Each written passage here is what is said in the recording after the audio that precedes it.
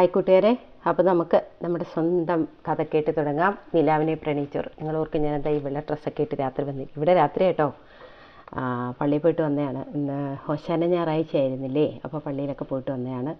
അപ്പോൾ 2 ദിവസമായി വീഡിയോ ചെയ്തിട്ടിട്ട്. അപ്പോൾ നമുക്ക് നമ്മുടെ ജോലിയിലേക്ക് കിടക്കാം. അപ്പം നിങ്ങൾ ബാക്കി കേൾക്കാൻ തയ്യാറായിരിക്കുകയല്ലേ? ഓക്കേ. പാർവതി നിറഞ്ഞ അത്ഭുതത്തോടെ രഞ്ജിനിയെ ഒന്ന് നോക്കി.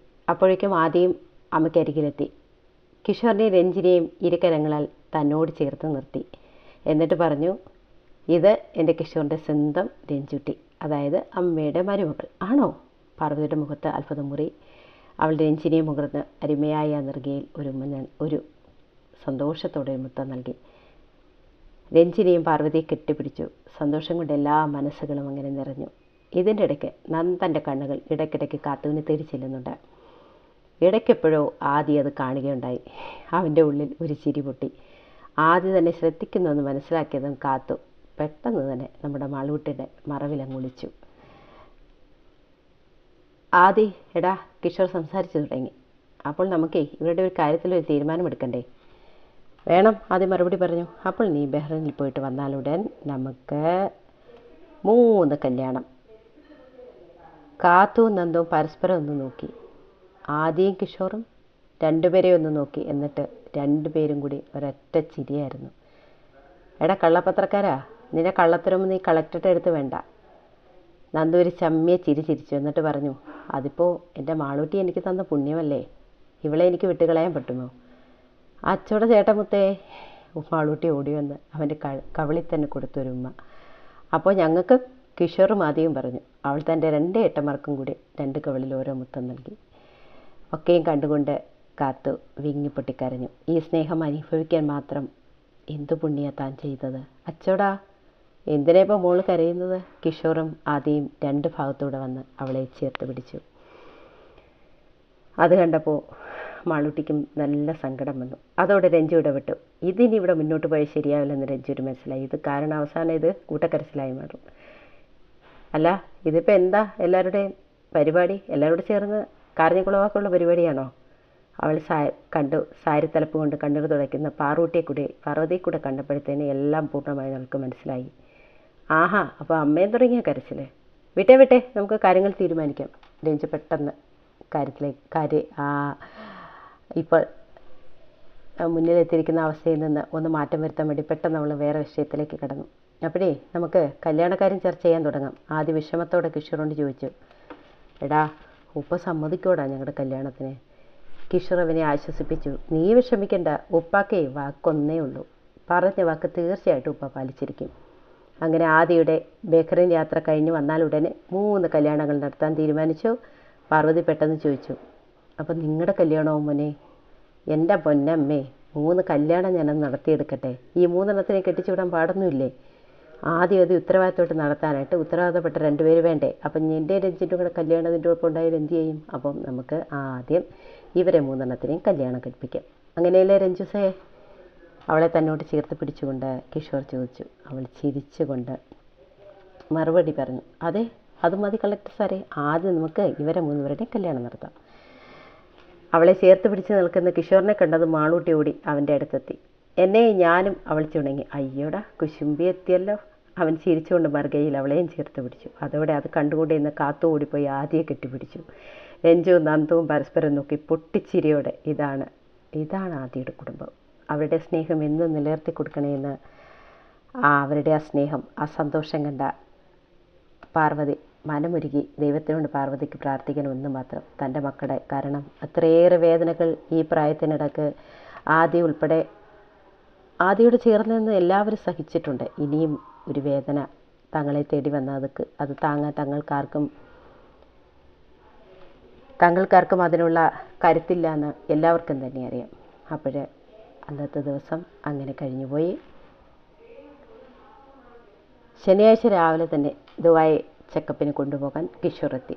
കാത്തു മാളൂട്ടിയും നേരത്തെ തന്നെ വന്നിട്ടുണ്ടായിരുന്നു. കിഷോർ ഇബ്രാഹിം സേറ്റിനോട് പറഞ്ഞു, ഉപ്പയും ഉമ്മയും വരണമെന്നില്ല, ഞാൻ ചെക്കപ്പിന് കൊണ്ടുപോയിട്ട് വരാം, ഇവരും ഉണ്ടല്ലോ. സേട്ടു സമ്മതിച്ചു. കിഷോർ അവളെ കോരിയെടുത്ത് കാറിൻ്റെ മുൻസീറ്റിൽ തന്നെ ഇരുത്തി എല്ലാവരും ഒരുമിച്ച് നേരെ ഹോസ്പിറ്റലിലേക്ക്.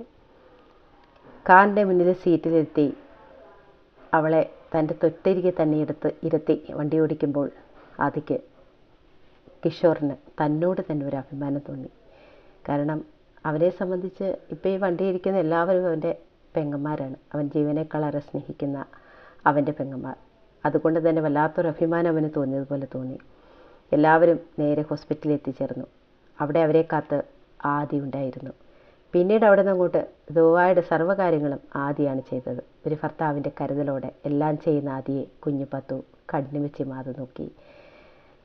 ഡോക്ടറെ അടുത്ത് കൊണ്ടുപോയതും പ്ലാസ്റ്റർ റൂമിൽ കൊണ്ടുപോയി പ്ലാസ്റ്റർ എടുത്തതും അവളെ വീണ്ടും എക്സ്റേ റൂമിൽ കൊണ്ടുപോയി എക്സ്റേ എടുപ്പിച്ചതും വീണ്ടും ഡോക്ടറെ അടുത്ത് തിരിച്ചു കൊണ്ടുവന്ന് കുഴപ്പമില്ലെന്ന് ഉറപ്പ് വരുത്തിയതും എല്ലാം ആദ്യം തന്നെ ചെയ്തു. എന്നിട്ടും അവളെ പതുക്കെ പിടിച്ച് നടത്തുകയും ചെയ്തു. എല്ലാം കണ്ടും കൊണ്ട് മൂവരും പിറകെ, എല്ലാം കണ്ടും കേട്ടും കൊണ്ട് മൂവരും പിറകെ തന്നെ ഉണ്ട്. കുറച്ച് സമയത്തേക്ക് അവരെ വഴിക്ക് വിട്ട് 3 പേര് നേരെ ക്യാൻറ്റീനിലേക്ക് വെച്ച് പിടിച്ചു. അതായത് ആദ്യം കുറേയേറെ നാളുകളായല്ലോ പരസ്പരം രണ്ടുപേരും കണ്ടിട്ട്. ആദ്യം ദുബായും കുറച്ച് നേരത്തേക്കെങ്കിലും അവരുടെ ലോകത്തിൽ അവർ സന്തോഷമായിരിക്കട്ടെ എന്ന് കരുതിയിട്ടാണ് 3 പേരും അവരെ ഒറ്റയ്ക്കാക്കിയിട്ട് കടന്നുപോയത്. ആദ്യ പതുക്കെ അവളെ പിടിച്ച് തൻ്റെ അരികിലിരുത്തി. ആരെങ്കിലും ശ്രദ്ധിക്കുന്നുണ്ടോ എന്ന് നോക്കി. പതുക്കെ അവിടെ നെറുകയിൽ ആരും അറിയാതെ, ആരും കാണാതെ ഒരു നനുത്ത മുത്തം നൽകി. അവൻ കണ്ടു നിറച്ച് അവളെ കാണുകയായിരുന്നു. ബെഹറിലേക്ക് പോകുന്നതിന് മുമ്പുള്ള കാഴ്ചയാണിത്. പോയി കഴിഞ്ഞാൽ അവിടെ നിന്നും കടയുടെ ഉദ്ഘാടനം കഴിഞ്ഞതിന് ശേഷം മാത്രമേ തിരിച്ച് മടങ്ങി വരാൻ പറ്റുകയുള്ളൂ. ഒരുപാട് നേരം അവിടെ ചെലവഴിക്കാൻ അവന് സമയമൊന്നും ഉണ്ടായിരുന്നില്ല. അപ്പോഴേക്കും ക്യാൻറ്റീനിൽ പോയ 3 സംഘവും തിരിച്ചെത്തി. ആദ്യം അവരോട് യാത്ര പറഞ്ഞ് കടയിലേക്ക് പോയി. ഈ നേരം അത്രയും ആദിയുടെ നെഞ്ചിലേക്ക് അവൻ ദുബായെ ചേർത്ത് പിടിച്ചിരുന്നു. ഒന്നിനും ആർക്കും താൻ ഇനി ഇവളെ വിട്ടുകൊടുക്കില്ല എന്ന മട്ടിൽ. പോകുന്നതിന് മുമ്പ് യാത്ര പറഞ്ഞപ്പോൾ അവൾ വിതുമ്പിക്കരഞ്ഞുപോയി. എന്താടാ, നീ എന്തിനാ ഇത്രയധികം വിഷമിക്കുന്നത്? ഞാൻ പോയിട്ട് പെട്ടെന്ന് ഇങ്ങ് വരില്ലേ? കിഷോർ അവളെ ആശ്വസിപ്പിച്ചു. എന്തിനാ മോളെ നീ കരയുന്നത്? അവൻ പോയിട്ട് പെട്ടെന്ന് ഇങ്ങ് തിരിച്ചെത്തില്ലേ? നീ കരയുന്ന കണ്ടു കഴിഞ്ഞാൽ അവൻ അത്രയേറെ വിഷമത്തോടെ പോകേണ്ടി വരില്ലേ? അങ്ങനെയൊക്കെ പറഞ്ഞ് അവളെ ആശ്വസിപ്പിച്ചെങ്കിലും എന്തിനെന്നറിയാതെ വീണ്ടും വീണ്ടും ദുബായുടെ കണ്ണുകൾ നിറഞ്ഞുകൊണ്ടേയിരുന്നു.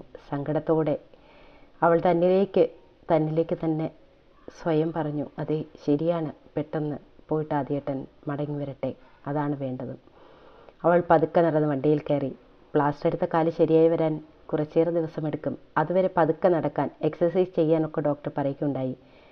അവർ തിരിച്ചെല്ലാവരും അറക്കൽ തറവാട്ടിലെത്തി. ഇബ്രാഹിം സേട്ടും ആമിന ബീബിയും ഹാളിൽ തന്നെ ഉണ്ടായിരുന്നു. 4 പേരും ഒന്ന് ഉപ്പാടെ അരികിലായിരുന്നു. പെട്ടെന്ന് എല്ലാവരെയും ഞെട്ടിച്ചുകൊണ്ട് സേട്ടൊരു ചോദ്യം ചോദിച്ചു. അല്ല, ഉപ്പാൻ്റെ മോൾക്കിപ്പോൾ സന്തോഷമായില്ലേ? ആദ്യം എത്തി അല്ലേ? എല്ലാവരും ഒന്ന് ഞെട്ടി പരസ്പരം ഒന്ന് നോക്കി. ഉപ്പാൻ്റെ മക്കൾ പിന്നെ എന്ത് വിചാരിച്ചു? ഉപ്പാനതൊന്നും കണ്ടാൽ മനസ്സിലാവില്ലെന്നോ? 4 പേരും ഉപ്പാനെ നോക്കി ഒരു ചമ്മി ചിരി പാസാക്കി. ഉപ്പ ചിരിയോടെ പറഞ്ഞു, ആദ്യം എന്നാണ് പോകുന്നത്? തിങ്കളാഴ്ച. കിഷോർ മറുപടി പറഞ്ഞു. എന്ന് മടക്കം? 6 മാസം കഴിഞ്ഞ്. ഓക്കെ, വിവാഹത്തിനുള്ള എല്ലാ ഒരുക്കങ്ങളും നടത്തിക്കോ. അവൻ വരുമ്പോഴേക്കും 4 സംഘം ഒന്ന് ഞെട്ടി. പിന്നെ ഇവിടെ ഒരു പൂരമായിരുന്നു. മാളൂട്ടിയും കാത്തി ഓടി വന്ന് ഉപ്പാനെ കെട്ടിപ്പിടിച്ച് 2 കവിളിൽ ഓരോ ഉമ്മ കൊടുത്തു. താങ്ക്സ് ഉപ്പ. എന്നിട്ട് തിരിഞ്ഞ് അവളെ വിളിച്ചു. സുൽത്താന. ഓ ഓ അവളാ വിളി കേട്ടു. സന്തോഷമായില്ലേ? കണ്ണു നിറഞ്ഞ സന്തോഷത്തോടെ അവൾ ഉപ്പാനെ നോക്കി. അദ്ദേഹം എഴുന്നേറ്റ് വന്ന് അവിടെ നെറുകയിൽ വാത്സല്യത്തോടെ തടവി. എന്നിട്ട് പറഞ്ഞു, നിന്റെ സന്തോഷമില്ലേ മോളെ ഉപ്പായ്ക്ക് വെന്നും വലുത്? നിനക്ക് വേണ്ടി മാത്രമല്ലേ ഈ ഉപ്പായും ഉമ്മായും ഒന്നും ജീവിച്ചിട്ടുള്ളത്? നിന്റെ സന്തോഷങ്ങളെക്കാൾ വലുതായിട്ട് ഞങ്ങൾക്ക് ഈ ജീവിതത്തിൽ എന്താണുള്ളത്? അപ്പോൾ നമുക്ക് കാത്തിരിക്കാം 1 അല്ല 3 വിവാഹത്തിന് വേണ്ടിയിട്ട്. അപ്പോൾ ആദ്യം തിരിച്ചെത്താൻ വേണ്ടി നമ്മൾക്ക് ഓരോരുത്തർക്കും കാത്തിരിക്കാം. അപ്പോൾ ഓക്കെ, ബൈ.